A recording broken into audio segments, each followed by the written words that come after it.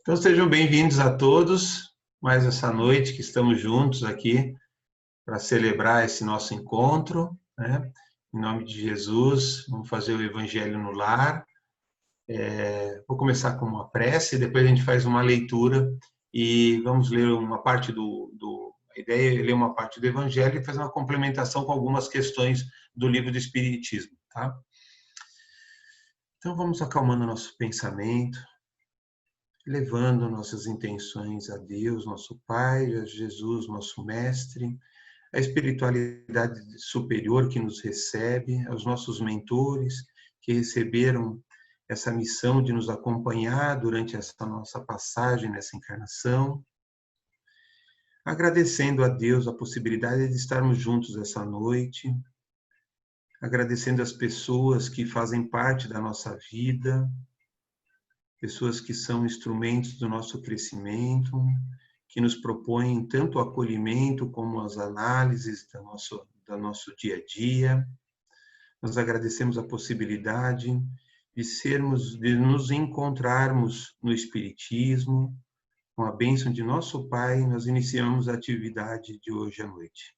Que assim seja. Então, a gente vai começar com a leitura aqui do capítulo 5, onde fala bem-aventurados aflitos, no item causas atuais das aflições. E quem vai começar essa nossa leitura é minha filha Luísa. Hoje eu estou com a minha filha Luísa e com a Giovana aqui no Evangelho no Lar. Então a Luísa vai fazer a leitura desse trecho aqui do Evangelho.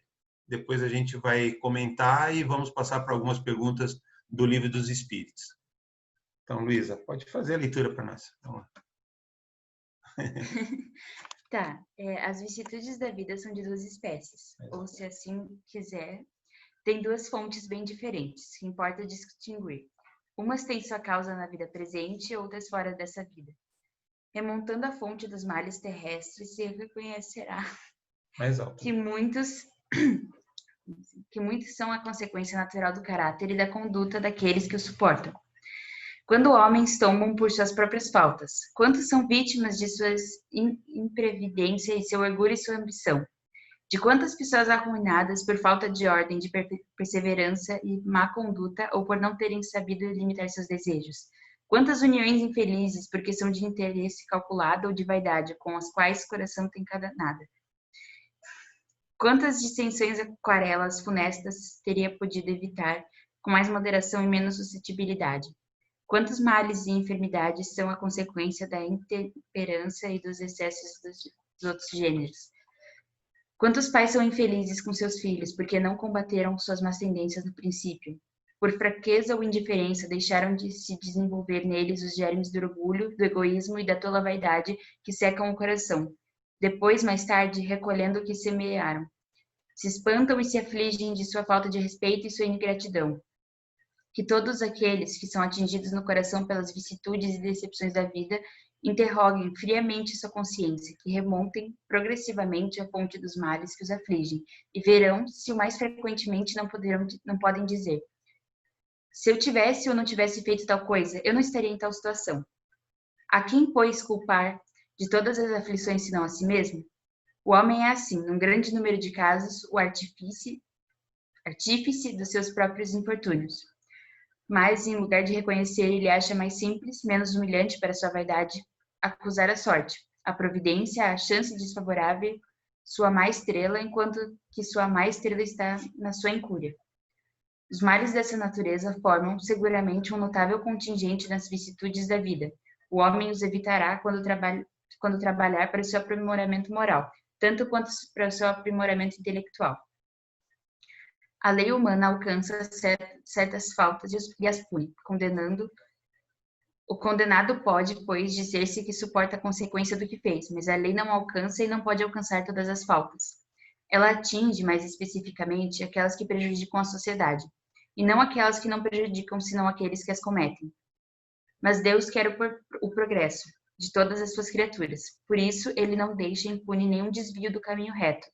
Não há uma só falta, por pequena que seja, uma só infração à sua lei, que não tenha consequências forçadas e inevitáveis, mais ou menos tristes. De onde segue que nas pequenas como nas grandes coisas, o homem é sempre punido pelo que pecou. Os sofrimentos que lhe são a consequência são para ele uma advertência que lhe faz mal.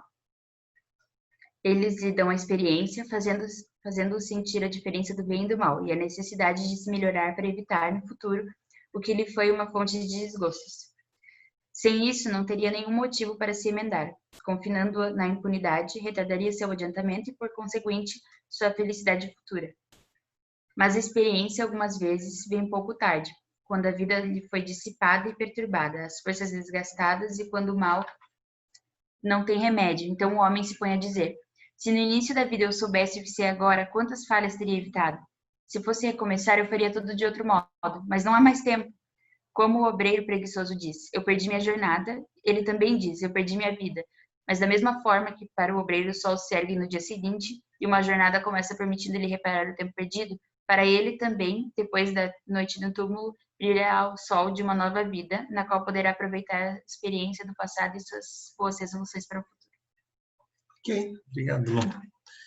Então, esse pedaço fala um pouquinho sobre as aflições humanas, né, nossos sofrimentos, né, e faz a gente refletir realmente, talvez um dos maiores dilemas que a gente vive é o por que sofremos, né, por algumas situações, por que passamos por algumas situações na vida, e às vezes a gente demora um pouquinho de ter essa compreensão que ou são coisas ligadas muitas vezes a algumas coisas materiais, né, ou são muitas vezes ligadas aos relacionamentos humanos, né? Então, nossos vínculos de amizade, nossos vínculos familiares, ou às vezes nossos vínculos afetivos, que nos causam certas aflições, ansiedades, estresse, e que a gente fica, muitas vezes, com sensações, né? Com sensações de fragilidades, de sensibilidades, né, ou de aflições mesmo que acabam nos possuindo nossos pensamentos, né? E somado a isso, às vezes nós temos também as aflições que são voltadas às perdas de entes queridos, que muitas vezes a gente convive, né, com esse sentimento da falta, por mais que nós sabemos, né, nessa eternidade do espírito, e que a gente sabe que aqui a nossa verdadeira morada não está aqui na Terra, né? A nossa verdadeira morada é lá na vida espiritual, e que isso é só um momento de uma passagem, e para as pessoas que se foram da vida carnal, né, ela é um reencontro, né, com várias entidades que já fazem parte da eternidade desse espírito. O fato é que nós temos muitas sensações de aflições, e algumas delas, sim, ligadas ainda a essa encarnação, por escolhas que fizemos, né? Ou por situações acontecidas lá no passado, onde se hoje nós vivemos numa imperfeição, certamente em encarnações passadas, nós vivíamos em situações muito mais fragilizadas, né? E que certamente fomos agregando algumas dívidas aí no passado, e eu acho que esse trecho do Evangelho fala exatamente sobre isso, né? As causas das aflições, e muitas delas estão nos excessos que causamos nesta vida, ou de situações que, pela bênção de Deus, esquecemos na nossa reencarnação, mas que temos ainda um saldo, né, para ser quitado. E, em cima disso, eu separei ainda algumas perguntas aqui no Livro dos Espíritos, que, na verdade, complementam essa leitura que a Luísa fez, que fala das aflições.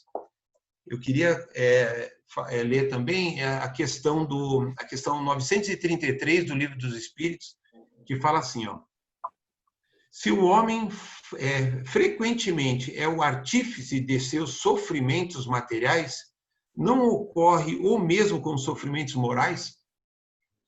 A resposta dos Espíritos vem na seguinte ordem: mais ainda, porque os sofrimentos materiais algumas vezes são independentes da vontade, mas o orgulho ferido, a ambição frustrada, a ansiedade da avareza, a inveja, o ciúme, todas as paixões, em uma palavra, são torturas da alma.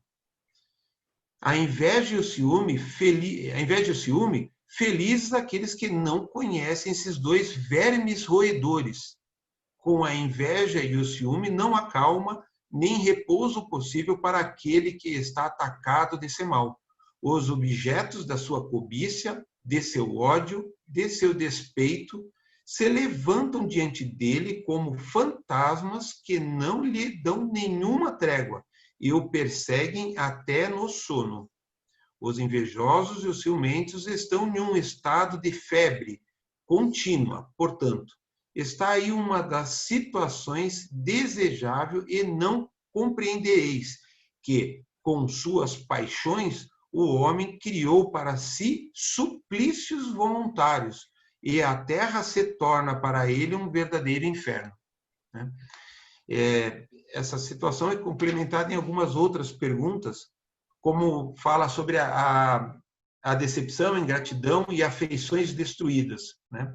Na questão 937 do Livro dos Espíritos, na qual a pergunta traz o seguinte: as decepções que nos fazem experimentar a ingratidão e a fragilidade dos laços da amizade não são também, para o homem de coração, uma fonte de amargura, né? Porque muitas vezes a gente se sente injustiçado por coisas que acontecem na nossa vida e a gente não consegue, muitas vezes, entender por que isso acontece conosco, né?